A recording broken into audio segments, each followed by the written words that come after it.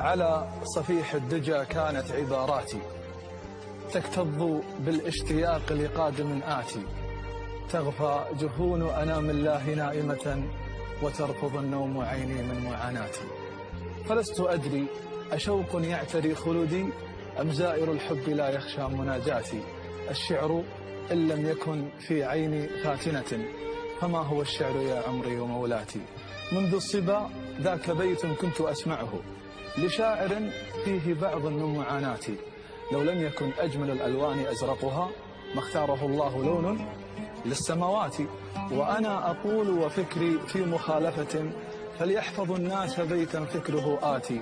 لو لم يكن أجمل الألوان أسودها فكيف تسبي رموش الطرف مشهاتي. وانت كحيلة بدون الكحل يتربها، فديت عينش بعيني كل ما تاتي. إلى مشيتي خلق الله معش